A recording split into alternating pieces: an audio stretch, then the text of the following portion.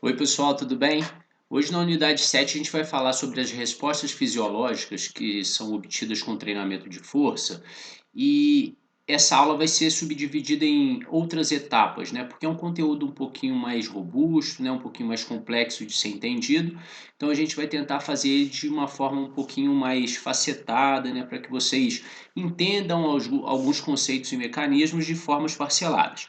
Então, hoje especificamente, a gente vai falar basicamente sobre as adaptações neurais que acontecem com o treinamento de força. No link aqui embaixo, no texto rolante, está passando qual vai ser a atividade que vocês vão fazer para o nosso encontro online. Então, são dois artigos que vocês vão ler, depois ao final da aula eu vou explicar melhor como vai ser a atividade, e aí a gente marca o nosso encontro online para vocês tirarem as dúvidas e a gente apresentar esses dados aí referentes aos artigos, ok? Bom, então vamos começar. Pessoal, primeiramente, quando a gente fala de efeitos do treinamento de força, basicamente o que me interessa, né, ou o que eu espero que aconteça pelo menos, é que tenha uma resposta de ou ganho de força ou aumento de secção transversa, né, hipertrofia, aumento de massa muscular, os dois, consequentemente, dentre outros fatores que eu posso querer. Mas basicamente os principais que se espera que aconteça com o treinamento de força são esses. E como isso ocorre em relação a fatores neurais, né? Como que o meu sistema nervoso ele implica nesse aumento da minha força proveniente do treinamento. Então, inicialmente, a gente tem que entender que toda vez que a gente faz um treinamento de força, o agente estressor é o treinamento em si. Você está gerando um estresse fisiológico, submetendo o seu corpo a um estresse para que ele responda a esse estresse, né? Então essa figura aqui, né, ela ilustra bem esses mecanismos associados. Então quando eu falo esse estresse, ele vai gerar tanto estímulos neurais quanto estímulos periféricos, né? Isso se eu estiver falando de sistema nervoso. Mas eu também tenho as adaptações estruturais que vão interferir diretamente no meu ganho de massa muscular. Então, estrutural seria a hipertrofia em si, e os efeitos neurais seriam aqueles reservados aos sistemas de alto ou baixo nível ali de controle motor, né? Bom, se a gente observar bem essa figura aqui, vocês observam que esses efeitos do treinamento, por exemplo, de força ou potência, né, nesse sistema neuromuscular, ele provém principalmente dos centros superiores, né, do sistema nervoso, partindo para os sistemas inferiores. Então a gente está falando aqui de medula, né, nervos periféricos e tal. E, basicamente, quando a gente fala de sistema nervoso, esses estímulos são enviados dos centros superiores para os centros mais inferiores do sistema nervoso, e isso vai gerar ativação das unidades motoras. Lembrando o conceito de unidade motora, no nosso músculo aqui, são todas as fibras musculares inervadas por um determinado neurônio motor, ou motoneurônio, né, ou nervo motor. Então, um nervo motor e todas aquelas fibras que ele inerva. Então, dependendo do músculo que eu estiver falando e dependendo da função dele, você vai ter muitas, centenas, milhares de unidades motoras. Dependendo do músculo, né, se ele for muito especializado, como os músculos, por exemplo, dos movimentos dos olhos, né, do globo ocular, você já tem pouquíssimas unidades motoras reservadas, porque são movimentos muito finos. Quando é um músculo que faz atividades mais grosseiras, desempenha muita força, aí você tem muitas unidades. Ou seja, existe uma relação para a quantidade de unidades motoras ativadas com a quantidade de força que eu consigo produzir. Quanto mais unidades motoras são ativadas, mais força eu consigo produzir. E essa ativação das unidades motoras, quando ela chega no músculo, né, ela produz um movimento em si, né? Então imagine você fazendo um treinamento contra resistência lá, treinando musculação, né? Essa ativação que veio lá dos centros superiores até chegar no músculo é um estímulo eferente, né? Então você está efetuando alguma coisa, você está gerando um estímulo para que aconteça aqui o movimento em si. E esse estímulo ele também gera algumas coisas aqui no músculo. Então, por exemplo, como resposta, você vai ter mudanças específicas no sinal eletromiográfico, ou seja, na ativação muscular.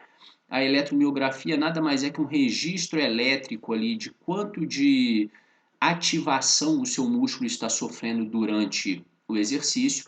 Então, se eu for levar em consideração a carga, você vai ver que o registro eletromiográfico, a ativação, é maior em cargas pesadas porque ele reflete diretamente a ativação das unidades motoras, né? Os ciclos de despolarização e repolarização das unidades motoras.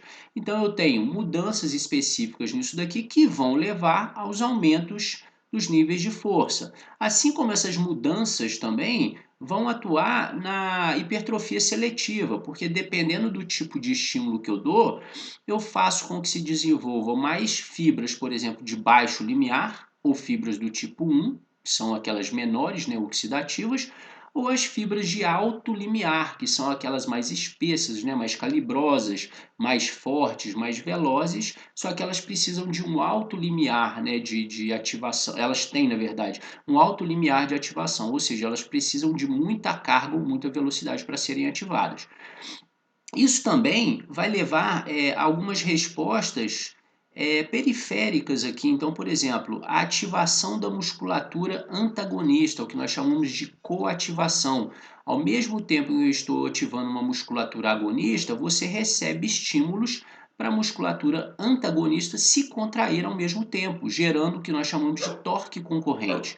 Só que essa coativação ela é modulada, ela tem um papel específico, né, de controle motor, até mesmo importante na prevenção de algumas lesões e tal, está associada a isso, mas vocês vão ver que o sistema de treinamento de força a longo prazo, ele consegue modular isso aqui, né, mudar isso daqui um pouquinho. Isso tudo gera um feedback aferente. O que é o feedback aferente? Aqui a gente tem alguns nos músculos, né, e nos tendões, a gente tem alguns mecanoceptores, né? Então posso falar aqui de fuso muscular, de órgão tendinoso de Golgi, que são mecanoceptores que quando chega essa ativação aqui e acontece esse trabalho aqui, eles enviam algumas respostas sensórias lá para o comando central ou para o comando periférico aqui, não necessariamente para os altos níveis, né, mas para os níveis mais baixos, nível de medula, por exemplo, para a resposta ser mais rápida. Isso tudo vai gerar basicamente respostas para aumento de força, que vai estar associado ou essas respostas neurais ou aumento na hipertrofia. Além disso, eu posso associar influências de hormônios, né, que também vão atuar aqui nas unidades motoras e assim por diante. Ou seja, é um sistema complexo que envolve sistema nervoso central e sistema nervoso periférico, assim como também o músculo em si, né, os membros ali em si, onde você tem uma certa quantidade de efeitos, tanto neurais, que vai ser simplesmente efeitos de sistema nervoso, mas também nós vamos falar de adaptações estruturais, que é a própria modificação na estrutura do músculo, e aí chamamos de hipertrofia. Isso tudo aqui somado vai me gerar o que nós chamamos de aumento da força, ou seja, a adaptação ou resposta crônica ao treinamento de força. Hoje a gente vai se dedicar principalmente a essas respostas neuromusculares no termo aqui de adaptações neurais. A gente vai falar quais são as principais adaptações neurais elencadas aí na literatura. Dentre elas, então, a gente pode destacar aqui o recrutamento adicional de unidades motoras. Então, é você, durante o treinamento, com o treinamento de força, você começa a recrutar mais unidades motoras. Se eu estou recrutando mais unidades motoras, eu sou capaz de gerar mais força. Você ter a sincronização dessas unidades motoras, fazer com que elas sejam ativadas ao mesmo momento. Você tem uma maior frequência de disparo, né? Isso tem a ver com a quantidade de disparos elétricos dados em determinado intervalo. Quanto mais disparos você tem, maior a somação, ou seja, maior o estímulo para a produção de força. Redução da cocontração, né? Ou a contração da musculatura antagonista, ao passo que acontece a contração do músculo agonista principal. A inibição autogênica, que é um mecanismo que envolve o órgão tendinoso de Golgi, e até algumas modificações ali na própria junção neuromuscular, que é aquele local onde você tem a placa motora terminal ali, né, do nervo motor, fazendo uma comunicação, né, na fenda sináptica ali com o músculo em si, né, ou se a gente estiver falando de um outro neurônio, né, pré e pós-sináptico. Bom, esses ganhos iniciais de força que você experimenta quando você começa a fazer um treinamento resistido, ele se deve principalmente ao sistema nervoso. Então, esse esquema aqui, né, tirado do livro lá do Deschênes, ele mostra como que se dá essa contribuição percentual para a produção de força desses dois fatores, neurais e estruturais, ao longo do tempo. Então, essa escala aqui você tem semanas, e aqui você está vendo a contribuição estrutural, ganho de massa muscular, né, aumento de massa muscular, de secção transversa, né, síntese proteica. E aqui a gente está falando dos fatores neurais, que são esses que eu elenquei aqui para vocês. Então observe que quando você começa a treinar, os seus ganhos de força principais, até em torno de 10, 12 semanas, ele se deve principalmente a esses fatores estruturais.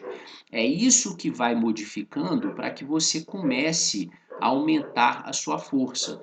Ao passo que a sua adaptação estrutural, o ganho de massa muscular, ele só começa a acontecer mais tardiamente. E só realmente depois de uns 3, 4 meses que você vai perceber alguma modificação no seu corpo em termos de ganho de massa muscular e que ele começa a ficar superior ao ganho neural. Então, o que eu gostaria que vocês reparassem, né, quando eu digo isso daqui? Quando a gente começa a fazer um treinamento de força, você vai perceber que a pessoa que começou a treinar força agora, né, ela nunca treinou força e agora ela começa a treinar. Você vai perceber que inicialmente, rápido, ela ganha força. Você vai perceber que em 2 semanas, 3 semanas, ela já está quase que dobrando a carga inicial de treinamento dela. Mas visualmente você não vê nenhuma modificação estrutural. Ela não está com mais massa muscular, ela não está hipertrofiada. Então, esse ganho de força se deve principalmente a esses fatores que eu estou falando para vocês, dos fatores neurais. Esse aumento da massa muscular, a contribuição disso, né, do aumento da secção transversa do músculo, da síntese proteica para que ele realmente ganhe mais capacidade de produzir força, isso vai acontecer mais tardiamente, mas inicialmente isso acontece principalmente por essas questões neurais. Bom, e seguindo esse raciocínio, a gente percebe, né, nesse gráfico aqui, que a maioria dos estudos que se tem sobre treinamento de força, eles utilizaram um tempo em que você não consegue, né, a quantidade de semanas. Vocês vão ver, grande parte desses estudos, trabalho de 8 a 12 semanas, raramente 16, e mais de 16 quase não existem estudos que acompanharam assim, a longo prazo realmente. E aí você vai perceber que eles não conseguem identificar aí nessa questão essa sobreposição do fator estrutural sobre o fator neural. Então, inicialmente a gente vê esse ganho aqui, ó, de força. Então, a linha verde mostrando o ganho de força e aqui o somatório desse ganho de força por conta do fator neural e do fator estrutural. Então, quando a gente está trabalhando com pessoas iniciantes, esses estudos aí, né, que não trabalham com o tempo necessário para ver essa transição, eles mostram principalmente o fator neural sobrepujando. E olha lá, ó, o fator estrutural vai começar só lá para frente. Mas se esses estudos seguissem, você ia observar que lá na frente o fator estrutural começa a ser mais importante do que o fator neural para você produzir força. Então, eles vão se cruzar em determinado momento ao longo do tempo, ok? Então, esse daqui é o principal fator que nos estudos de treinamento de força com populações destreinadas, que são acompanhadas a longo prazo, esse longo prazo deles não é longo o suficiente, geralmente não ultrapassa 12 ou 16 semanas para que você observe isso daqui. Bom, Em relação a essas adaptações neurais, o recrutamento de unidades motoras, né, esse recrutamento adicional, ele vem juntamente com o treinamento de força. Então, se vocês lembrarem, né, o que é uma unidade motora?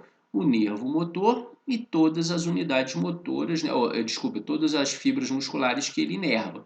Então, quando a gente olha para isso, a gente vê algumas possibilidades aí do fator aí neural das unidades motoras participarem no seu aumento de força. Dentre eles, recrutamento de novas unidades motoras, o duplo disparo ou aumento da frequência de disparo, que isso tudo vai ser somado, né, em somação de estímulo elétrico para gerar mais força, ou a sincronização. Eu vou falar especificamente de cada uma delas, mas em relação ao novo recrutamento, você começa a recrutar novas unidades motoras. Então, digamos que essa linha aqui, ó, superior, a uma unidade motora que está sendo recrutada, e aí com o passar do tempo você começa a ser capaz de recrutar novas unidades motoras para ajudarem no trabalho muscular. Nessa figura aqui, por exemplo, ó, cada um desses risquinhos em azul é um nervo motor e cada um desses gomos aqui, digamos, do músculo, né, seriam os fascículos, ou seja, todas as fibras musculares que esse nervo está inervando. Então, inicialmente, quando você manda o estímulo elétrico, você estimula esse nervo motor aqui, mas não estimula esse. Então, só essas fibras aqui estão respondendo, mas essas não. Isso daí é o que nós chamamos do princípio do tudo ou nada. Quando vem o estímulo nervoso para uma unidade motora, todas as fibras musculares que esse nervo aqui inerva, ou seja, esse gominho aqui, ó, todas essas fibras elas vão se contrair ou não vão, dependendo da quantidade de estímulo que chegar, né? Mas as demais aqui, ó, se o estímulo elétrico não foi para elas, vão ficar quietinhas. Então só essas vão participar. À medida que você vai treinando e ficando mais experiente no treinamento de força, vai tendo esse tipo de adaptação que você começa a solicitar ou recrutar mais unidades motoras. Mais unidades motoras, mais força de trabalho, mais quantidade de força você consegue imprimir. Aqui, em relação à frequência de disparo, é ao longo do tempo, né? A somação de estímulos elétricos, né? Em menor tempo. Então, veja que aqui é o estímulo elétrico, isso é um estímulo elétrico, isso é um estímulo elétrico. Veja que eles estão mais espaçados, ou seja, o tempo de um para o outro é maior e com o tempo eles tendem a ficar mais próximos, para que isso seja somado em um maior recrutamento aí, né, de frequência de disparo. E o sincronismo é você disparar ao mesmo tempo, então veja que essa unidade motora aqui e essa de cima, elas aqui dispararam ao mesmo tempo, então você aumenta a somação da força, né? Mas eu vou explicar isso um pouquinho para frente. Além disso, a gente tem a coativação do antagonista. A coativação do antagonista, como eu falei para vocês, toda vez que você gera uma contração muscular de um músculo agonista, então, por exemplo, aqui, eu gerei uma ativação do bíceps para a flexão do cotovelo, você também tem uma contração, ou seja, uma coativação do tríceps, gerando um torque concorrente para o outro lado. Porém, essa coativação ela tende a ser pequena, ela é simplesmente um mecanismo de freio, né, na fase excêntrica ou na fase concêntrica e para gerar um equilíbrio muscular aqui para proteger as suas articulações ou seu próprio músculo. Isso daqui sempre vai acontecer, porém, com o treinamento de força, você tende a diminuir a força dessa cocontração. E por que que isso é importante para você ganhar mais força? Imagine o seguinte, eu gerei uma força para flexão de cotovelo deste tamanho aqui, ó. Então, isso é a quantidade de força que eu gerei para que ocorresse a flexão do cotovelo. Porém, ao mesmo tempo, eu gerei esse torque para extensão do cotovelo. Então, no final das contas, o torque efetivo para flexão de cotovelo aqui na minha articulação é a subtração dessa força aqui por essa força. Então, digamos que aqui seja uma força de 30 newtons e aqui foi feita uma força de 5 newtons. Então, no final das contas, efetivamente, eu tenho 25 newtons para flexão. Com o treinamento de força, você tende a diminuir isso daqui. Então, vamos supor, você está gerando os mesmos 30 newtons, Então você não aumentou força porque você não tem ainda aumento de secção transversa, né? Você não aumentou trabalho mecânico aqui, porém você diminuiu o quanto esse músculo ativa. Então antes ele ativava 5, agora ele ativa só 1. Ou seja, o torque efetivo agora passa a ser de 29 Nm e não de 25, como na condição anterior. Se agora eu gero 29, eu consigo mover mais carga, sem de fato ter acontecido nada na minha musculatura, em termos de secção transversa e de síntese proteica. Mesmo esquema, né, para o tríceps, por exemplo. Quando eu ativo o tríceps, você vai ter uma coativação de bíceps. Só que a tendência é que essa coativação diminua com o treinamento. Então, esse estudo aqui do Sumiak, de 2013, ele mostra, né, como que essa experiência, né, então aqui nós temos bodybuilders e aqui a gente tem pessoas que não são atletas no movimento de flexão e extensão do cotovelo, né? Então quando ele fazia a contração máxima, para flexão do cotovelo, isso daqui é um sinal eletromiográfico, então isso aqui é eletromiografia, né, a ativação do bíceps. Veja que toda a ativação do bíceps, ele é marcado por uma pequena ativação do tríceps. Se teve uma pequena ativação do tríceps, teve cocontração. E aí, no final das contas, o que eu tenho para flexão é isso. Mas vejam que o sinal aqui de coativação para bodybuilders é tal e a quantidade de força que eu consigo gerar no final. Isso daqui para bíceps, isso daqui para tríceps. Olha, eu ativando a extensão de cotovelo e o bíceps mostrando sinais ali de ativação. Quando eu vou para pessoas não atletas, primeiro, para bíceps você já vê que ele ativa menos unidades motoras. Ele não é capaz de ativar tantas unidades motoras quanto os bodybuilders. E eles mostram um maior sinal também de ativação da musculatura antagonista, o que me gera um torque final um pouco menor. Então esse estudo mostra essa relação de como que o nível de experiência aqui favorece tanto você ativar mais unidades motoras, quanto você ativar menos a musculatura antagonista. Já em pessoas não atletas, a ativação do antagonista é maior e você não ativa tantas unidades motoras. Em relação à inibição autogênica, antes de eu falar do papel dela, é importante lembrar do que se trata essa inibição autogênica. Isso daí é um mecanismo neural que é proposto principalmente aqui para o órgão tendinoso de Golgi, que é uma fibra especializada ali, né? É um neurônio, desculpa, né? Um mecanoceptor, né?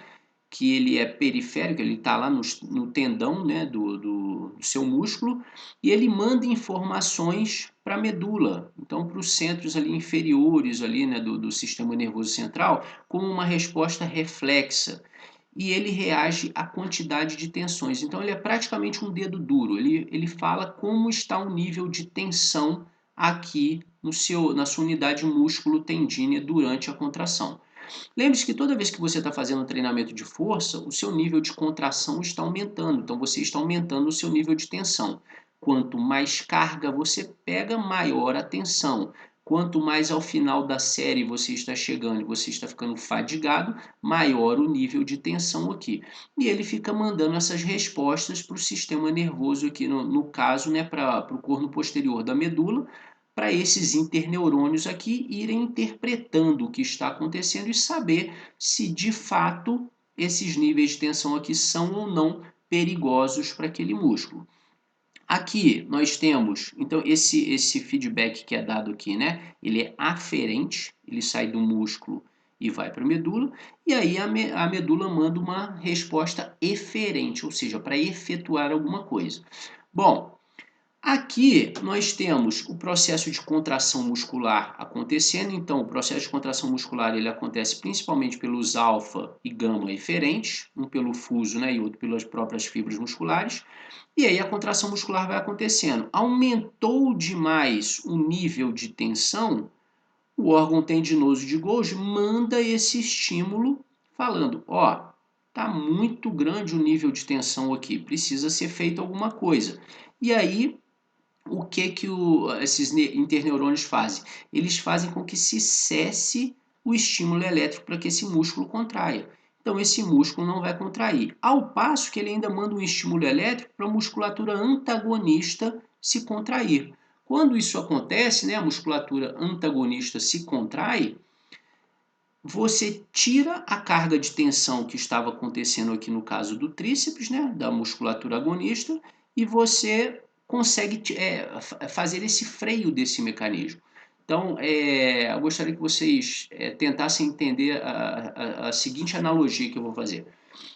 Para quem tem experiência em treinamento de força, imagina você fazendo um exercício de supino reto, então você está lá deitado, né, fazendo força. Quando você vai chegando ao final da série, você começa a perceber que a carga vai subindo cada vez mais devagar, você já está ficando cansado, ou seja, o seu nível de tensão está aumentando muito. Ao passo que acontece o que nós chamamos de falha concêntrica, você chega a um ponto que você não consegue e de repente, pum, a barra cai no seu peito. O que é isso? Provavelmente um mecanismo de inibição autogênica. Por quê?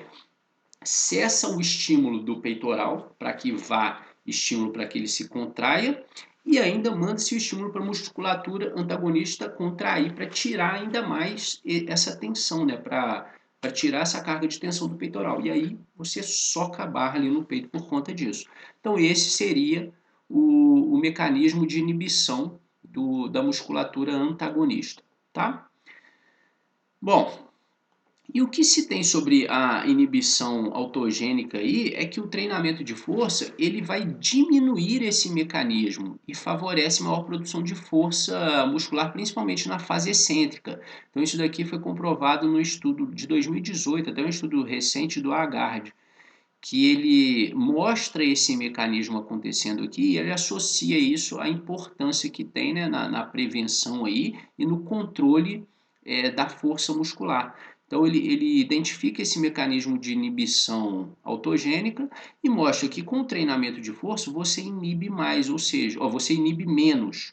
Então para você chegar ao ponto de mandar um estímulo para que se cesse a contração, demora mais, então você consegue fazer mais força, treinar mais em tensões musculotendíneas maiores sem que esse mecanismo aconteça. Fatalmente, uma hora ele acontece, né? Mas em pessoas iniciantes ou destreinadas, ele acontece muito mais rápido do que em pessoas treinadas.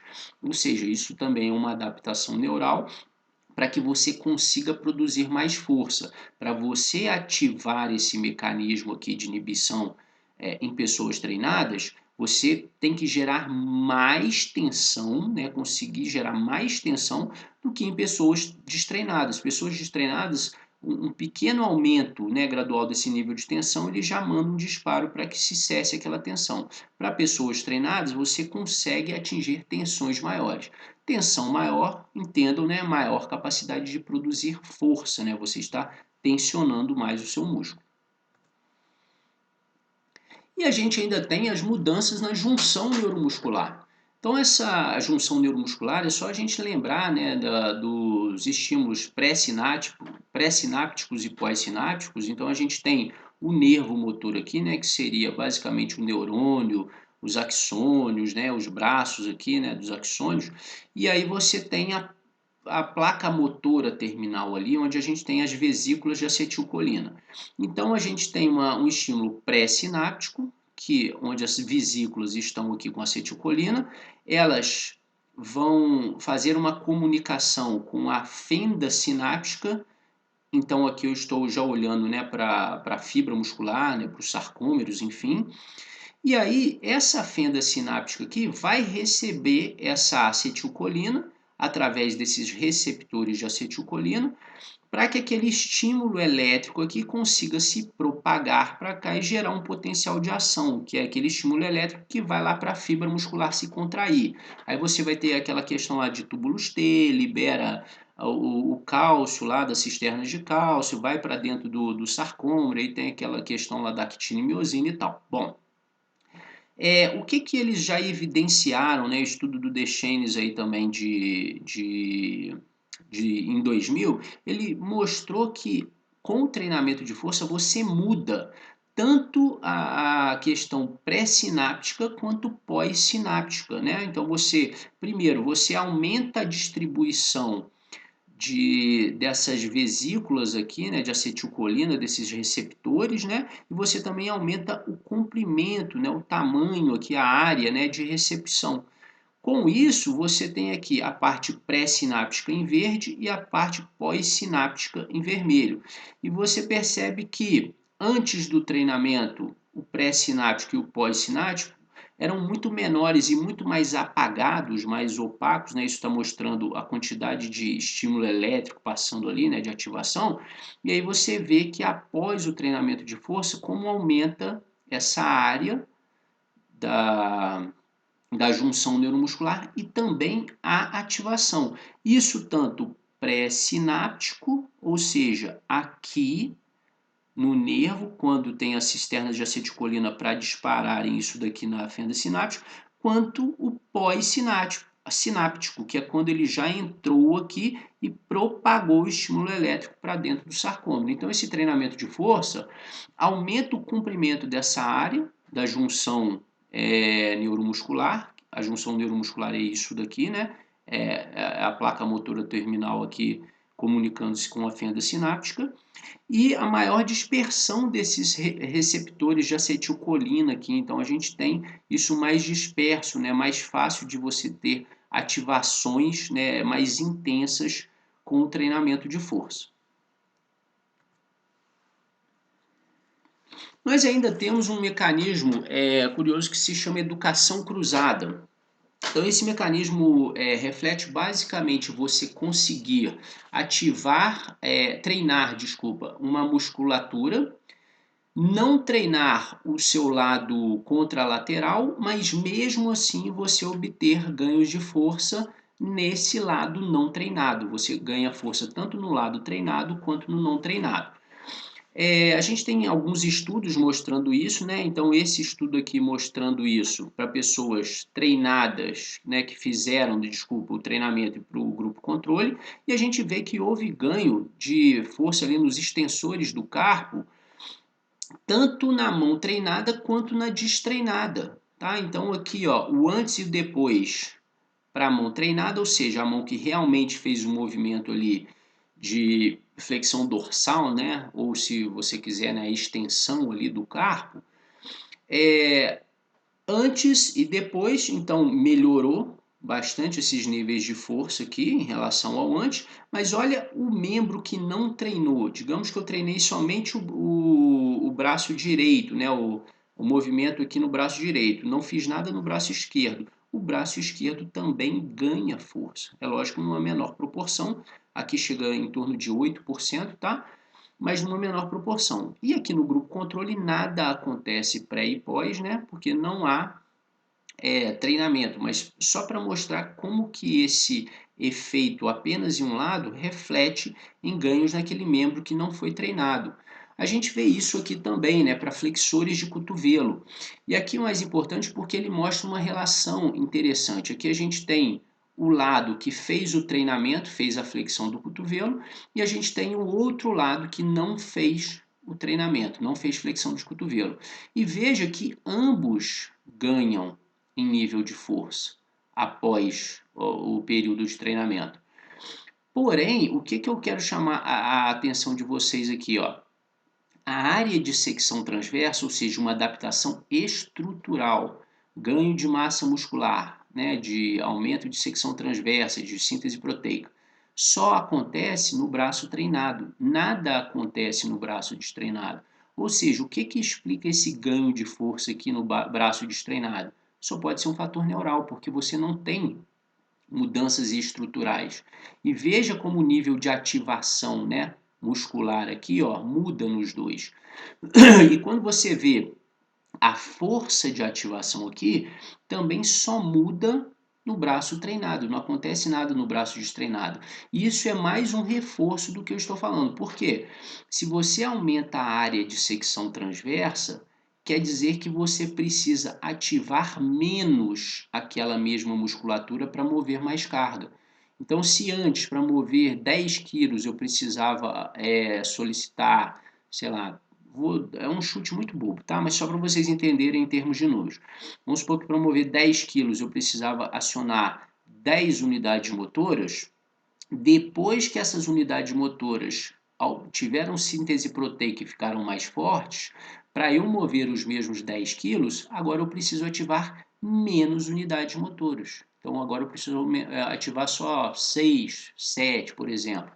Ou seja, isso daqui explica mais uma vez essa relação, então, ó, de um fator neural com o fator muscular, né, ou estrutural para o braço treinado, mais a relação praticamente apenas neural para o braço destreinado.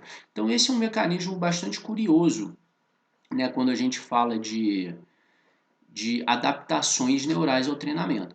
Apenas para não fugir do que eu ia comentar para vocês sobre sincronismo, né, que acabou que eu não falei, imaginem sincronismo de unidades motoras, é você ativar diferentes unidades motoras ao mesmo tempo. Eu gosto de fazer a seguinte analogia para vocês entenderem isso. Sincronismo de unidades motoras seria, imagina que a gente está batendo um cabo de guerra, né? Então tem 5 pessoas do lado de cá e 5 pessoas do lado de cá. Na hora que começa a puxar a corda, né, para ver quem vai ganhar o cabo de guerra, se essas 5 pessoas aqui, cada um fizer força em um momento diferente, mesmo que sejam poucos segundos de diferença na hora de puxar e fazer a força, você vai ver que a quantidade de força somada vai ser uma. Agora, se todos nós fizermos a nossa força exatamente no mesmo tempo, eu consigo produzir mais força. Então, é basicamente isso que acontece com o treinamento. Inicialmente no treinamento, quando você está destreinado, na hora de você mandar o estímulo elétrico para as unidades motoras, é como cada um de nós aqui estivesse puxando, porém puxando em tempos diferentes, fazendo a força em tempos diferentes. E com o treinamento de força, você começa a sincronizar isso, ou seja, você observa aqui na imagem, né? Você começa a fazer força todo mundo ao mesmo tempo. Isso faz com que você gere, né, produza mais força efetivamente na hora de produzir um movimento, ok? Bom, seguindo essa explicação que eu dei aqui para vocês, né, sobre esses mecanismos neurais, né, que fazem parte aí do treinamento de força e como isso influencia, né, no seu ganho de força efetivamente. Então agora a gente vai passar aqui para a atividade que eu quero que vocês façam. Então, cientes desses mecanismos que eu elenquei aqui para vocês, então a gente vai fazer o seguinte agora. Eu separei para vocês 2 artigos, são 2 artigos pequenos e são em português, mas eu li, são artigos assim relevantes para vocês, né? Eu acho que vai ser interessante para vocês lerem e complementarem o que eu escrevi aqui para vocês. Então, o primeiro deles é esse aqui, tá? É um artigo que fala sobre os fatores neurais na produção de força muscular. Essa revista não é uma revista muito relevante na nossa área, em termos de qualiscaps e tal, mas as informações aqui estão ok, né? Eles dão algumas informações interessantes aqui para vocês se debruçarem e complementarem o que vocês assistiram aqui nessa videoaula. Então, se vocês olharem aqui, vocês vão ter uma parte falando da relação de volume e intensidade, né, dessas contrações musculares, mas você vai ter alguns aspectos específicos aqui, ó, de adaptações neurais. Então, esse aspecto específico aqui, ó, a partir dessa página aqui, é legal vocês darem uma lida, porque aí você vai ver a questão da educação cruzada, que é aquilo que eu falei agora para vocês no último slide, do déficit bilateral, que é você treinar de forma unilateral, você não ganha tanta força de forma bilateral, ou ao contrário, se você só faz exercícios bilaterais, você ganha mais força nesse tipo de exercício do que unilateral. Então essa educação é um pouquinho diferente. Relação agonista-antagonista, então você vai ter esses fatores acontecendo aqui. E nesse outro artigo, né, que também é um artigo de revisão, publicado aí, né, em 2014, ele também, assim, a revista também não é uma revista de extrema relevância, mas ela traz alguns conceitos interessantes que vai reforçar o que vocês viram aqui na aula. Então, principalmente quando vocês virem para aqui, ó, para essa página, deixa eu colocar aqui, ó, os possíveis mecanismos responsáveis pelas adaptações neurais, né? Aí ele vai falar desse recrutamento de unidades motoras, né? Então mostrando aqui a ativação da eletromiografia com indivíduos não treinados e indivíduos treinados. Ele vai falar também para vocês daquela relação de sincronização de unidades motoras, ou seja, todo mundo puxar ao mesmo tempo, ou as unidades motoras sendo acionadas ao mesmo tempo. Vai falar desse recrutamento durante as ações excêntricas, né, para ter esse controle. Ele fala também de mecanismos proprioceptivos, e aí ele vai falar de órgão tendinoso de Golgi, vai falar de inibição, né, autogênica, né? Então, assim, são artigos complementares, né? Mas que vão ajudar vocês aí, né? No melhor entendimento disso. Então, a proposta é assistam a videoaula e terminando a videoaula, vocês se debrucem aí nesses dois artigos, principalmente a partir desses locais que eu mostrei para vocês lerem um pouquinho. E aí, no nosso encontro online, a gente vai debater sobre algumas coisas. Então, eu vou lançar alguns questionamentos, vou lançar algumas perguntas sobre os textos aqui para que vocês manifestem aí o entendimento de vocês sobre o que foi passado. Tá legal? A nossa próxima aula, né, ela continua nessa unidade, porém aí eu vou falar mais sobre os fatores estruturais. Hoje a gente ficou nos fatores neurais. Bem, gente, espero que vocês tenham gostado aí, estudem bastante, na semana que vem a gente faz o nosso encontro online, tá bom? Até mais.